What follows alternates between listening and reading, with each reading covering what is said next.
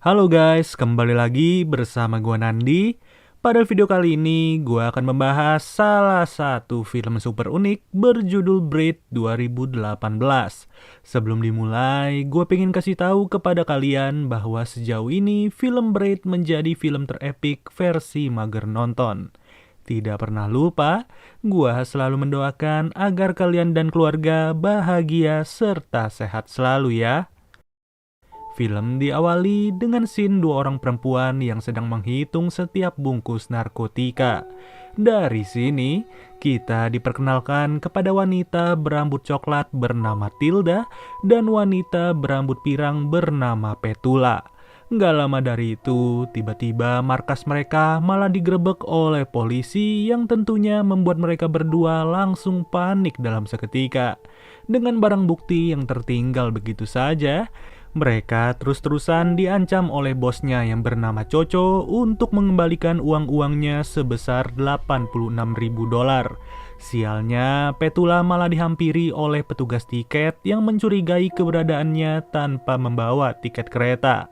Di titik inilah, Petula langsung mengajak petugas itu untuk nempel-nempel demi menggantikan dua tiket kereta yang tidak mereka beli. Setelah selesai, Petula menandai kamar mandi tersebut dengan kecupan dari bibirnya yang memberikan tanda bahwa tiketnya sudahlah lunas. Bahkan, ia juga memberikan tanda lain dengan menempelkan bekas permen karet di bawah kursi kereta yang mereka duduki. Sesampainya di kota tujuan, Tilda dan Petula berencana untuk mencuri uang-uang tersebut dari rumah temannya yang bernama Daphne. Tapi rencana itu tidaklah semudah membalikan telapak tangan karena Daphne sendiri memiliki sebuah kelainan yang harus mereka ikuti sedari kecil. Apalagi mereka berdua hanya memiliki waktu selama 48 jam untuk mengembalikan uang-uang tersebut kepada Coco. Lalu, kita diajak flashback kepada kisah masa kecil dari Daphne yang dimana semasa kecilnya ia selalu mengajak Tilda beserta Petula untuk bermain selayaknya ibu, dokter, dan juga anak. Ketika mereka berdua sudah tiba, inilah saatnya untuk mengikuti segala kemauan Daphne. Dimulai dari Tilda yang seolah-olah baru ingin berangkat sekolah yang tentunya membuat Daphne kebingungan sejak kapan ia bermain. Namun tidak butuh waktu lama, ia pun langsung merespon panggilan dari anaknya yang membuat seorang ibu harus bergegas cepat untuk menyiapkan sarapan. Di lain situasi, Petula sedang menaruh handphone miliknya dan juga Tilda ke dalam sebuah kotak surat. Yang dimana sebentar lagi ia juga harus masuk ke rumah itu untuk berperan sebagai seorang dokter pria. Di sisi lain, Tilda menyempatkan diri untuk melihat situasi sekitar yang terpampang jelas bahwa permainan ini baru saja dimulai dari tanggal 8. Ya, layaknya seorang ibu, Daphne menyiapkan sarapan dengan sepenuh hati kepada anaknya itu. Hanya saja, ia menyadari kalau kukunya Tilda belumlah digunting dan masih terlihat kotor seluruhnya. Alhasil, Daphne berniat untuk mengguntingnya dengan gunting dapur, tapi tindakannya harus dihentikan karena terdengar suara bel rumah. Sudah jelas, bunyi bel itu berasal dari Petula yang berperan sebagai dokter langganan dari Daphne sendiri. Padahal Tilda nggak sakit sama sekali, tapi Daphne menganggapnya sedang demam parah pada saat itu juga. Yang bikin nggak habis pikir, Daphne sangat ingin anaknya diperiksa dengan cara yang tidak biasa. Dimulai dari sebuah palu kecil yang diketok ke lututnya Tilda, sampai palu sebesar gaban yang diketok juga dan membuat lututnya berdarah. Kemudian, Daphne menyiapkan makanan untuk anaknya yang terlalu bandel maupun si dokter yang dipaksa untuk menginap. Tidak lain tidak bukan, Daphne sudah menyiapkan sebuah kamar bagi si dokter untuk beristirahat senyaman mungkin. Singkat cerita, Tilda bersama Petula sudahlah terbangun dari tidurnya dan mereka langsung bertemu di halaman rumah. Di titik ini, secara tiba-tiba mereka berdua malah mengalami sebuah halusinasi yang memberikan gambaran pada masa kecil mereka. Lebih tepatnya, waktu itu Daphne harus terjatuh dari rumah pohon karena didorong oleh Tilda maupun Petula yang sudah bosan untuk bermain. Naasnya, kondisi itu harus membuat seorang detektif turun tangan dan mendengar bahwa Daphne tidak akan bisa mengandung seorang anak. Dari situlah, Tilda bersama Petula langsung diinterogasi, tapi si detektif malah diberikan sebuah gantungan kunci. Di lain situasi, Petula terus-terusan mengalami kondisi yang sama di saat ia berada di dalam rumah tersebut. Beruntungnya, ia menemukan sebuah kunci mobil di kamarnya Daphne yang langsung ia ambil saat itu juga. Namun sayang, Daphne mengetahui tindakan tersebut dan langsung menghantam mereka berdua dari belakang. Lalu, scene berpindah lagi kepada seorang detektif bernama Sigel yang pernah mengurus kasus dari jatuhnya Daphne. Kali ini, ia mendapatkan laporan bahwa terdengar suara teriakan wanita yang berasal dari salah satu rumah. Sudah jelas rumah yang dimaksud adalah rumah dari Daphne sendiri, apalagi ia malah menyangka Petula maupun Tilda dengan uraian rambut milik mereka masing-masing. Tidak lama dari itu, Daphne langsung melepaskan Tilda dan juga Petula di dalam rumah tersebut seperti biasa. Tentu kesempatan ini pun mereka gunakan untuk mencari berangkas milik Daphne yang berisikan seluruh harta warisannya. Namun sial, segala pencarian yang dilakukan oleh mereka berdua tidaklah membuahkan hasil sama sekali. Hanya saja hal tersebut tidak membuat Petula menyerah, melainkan ia sengaja melihat sudut demi sudut yang berada di rumah itu. Ia pun mengikuti setiap tanda yang ada di hadapannya untuk mencari berangkas tersembunyi. Dan benar saja, tindakan Petula tidaklah sia-sia, yang dimana ia berhasil menemukan berangkas itu serta membukanya dengan sempurna. Setelah itu pun, ia langsung mengajak Tilda untuk kabur malam-malam ketika Daphne sedang beristirahat. Akan tetapi, baru saja tiba di tepi jalan, Petula malah langsung ditabrak begitu saja oleh sebuah mobil yang tidak tahu dari mana.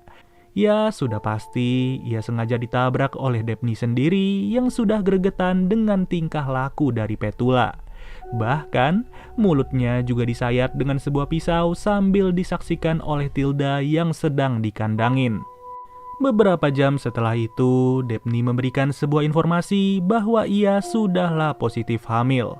Mendengar hal tersebut, Tilda cuma bisa ketawa aja karena ia sadar kalau Daphne tidak akan bisa mengandung seorang anak. Apalagi alasannya sendiri juga lebih ngaco, yang dimana ia berkata bahwa dirinya sedang mengandung anak dari dokter Petula. Namun dari situasi ini, Petula tetap meladeninya dengan serius dan bersikap seolah-olah semua itu benar. Lebih tepatnya, dokter Petula akan melakukan tindak operasi kepada Daphne sambil dibantu oleh Tilda selaku anak dari Daphne sendiri. Hanya saja ketika baru mau dicoblos, tiba-tiba datanglah detektif Sigel dengan menyodorkan sebuah pistol kepada mereka. Niatnya sih ia ingin menangkap Petula dan juga Tilda, tapi siapa sangka kalau kedatangannya akan berujung sebuah tragedi. Ya, bisa kalian perhatikan, detektif itu harus dibantai habis-habisan oleh Tilda maupun Daphne yang tidak lagi memiliki kesabaran. Bahkan, Petula juga disuruh untuk berpartisipasi karena detektif itu sudah dianggap sebagai orang jahat. Setelahnya, potongan tubuh dari detektif Sigel pun langsung diletakkan ke sebuah galian yang sudah mereka buat untuk dikubur saat itu juga. Begitupun halnya dengan mobil patroli milik si detektif yang sengaja diceburkan ke dalam sebuah danau dengan tujuan untuk menghilangkan jejak. Luar biasanya, kematian dari detektif itu malah dirayakan oleh mereka bertiga tanpa rasa kasihan sedikitpun. Terlebih lagi, Tilda tetap memainkan perannya seperti biasa dan sama halnya dengan Petula yang sibuk menjadi dokter. Sampai di suatu waktu, Petula berniat untuk memeriksa setiap handphone yang sudah ia taruh di kotak surat pada hari pertama. Tapi anehnya, kotak surat itu cuma berisikan sebuah gantungan kunci milik detektif Sigel yang sudah tewas. Dari situlah Petula berniat untuk menggali lagi kuburan tersebut, dan mengejutkannya ia sama sekali tidak menemukan potongan tubuh yang sudah dikubur. Tentu hal ini pun membuat Petula semakin bertanya-tanya, apalagi ia sendiri malah terbayang sebuah situasi. Tidak lain tidak bukan, toilet di gerbong kereta itu adalah toilet yang sama seperti di rumahnya Daphne. Begitu juga halnya dengan kondisi di gerbong tersebut yang menjadi cerminan dari lorong di dalam rumahnya Daphne. Bahkan, bekas permen karet yang ditaruh Petula di bawah kursi kereta juga terletak di bawah kursi dari rumah tersebut. Dari situlah, Petula pun langsung menemukan sebuah buku catatan yang berisi segala percakapan maupun skenario dari apa yang sudah dilakukan. Dan benar saja, Daphne pun langsung memberikan pujian kepada Petula yang berhasil menemukan buku tersebut. Dengan alasan bahwa Petula selama ini selalu berniat melarikan diri sampai-sampai sekujur tangannya harus terkena banyak hukuman. Yang dimana untuk satu kali percobaan kabur akan ditandai dengan satu luka yang diberikan oleh Daphne. Dari banyaknya luka yang didapatkan Petula, sudah dipastikan bahwa ia sangat sering untuk mencoba kabur dari rumah ini. Luar biasanya lagi, hari demi hari yang dihadapi oleh mereka tidak akan pernah berganti dan akan selalu menunjukkan tanggal 8. Dengan kata lain, mereka bertiga sudah memainkan permainan ini sejak mereka kecil sampai beranjak dewasa. Tidak ada yang namanya Coco, tidak ada yang namanya Detektif Sigel, serta tidak ada yang terbunuh sama sekali. Ya, bisa disimpulkan, Petula merupakan satu-satunya orang yang tidak sadar kalau ia sedang bermain bersama teman-temannya. Kalau kalian teliti, nama Detektif Sigel cuma berasal dari merek sebuah cat akrilik. Bahkan karakter penjaga kereta pun juga terinspirasi dari sebuah boneka yang berseragam. Lantas, setelah Petula sadar akan keberadaannya, mereka pun sudah tiba di penghujung cerita yang akan diselesaikan sebentar lagi. Lebih tepatnya, cerita itu sengaja ditulis bahwa karakter si ibu akan lompat dari gedung, karakter si anak akan menyayat tangannya, dan karakter si dokter akan gantung diri. Di akhir film, kita diperlihatkan sebuah scene yang dimana keseluruhan rumah tersebut sudahlah berdebu maupun usang. Akan tetapi masih terlihat seorang wanita yang sedang mencuci piring dan terdengar lagi suara bel rumah beserta suara wanita yang memanggilnya dengan sebutan ibu. Sudah dipastikan, dari scene itu menjelaskan bahwa mereka bertiga masih terus memainkan permainan ini sampai mereka tua dan juga meninggal pada nantinya. Jujur aja, film ini berhasil bikin gua garuk-garuk kepala pas lagi nontonnya karena secara tidak langsung kita sudah berada di dalam imajinasi mereka. Oke deh guys, mungkin segini aja pembahasan dari alur cerita film Braid 2018. Sampai bertemu lagi di video berikutnya. Gua Nandi cabut dulu. Dadah.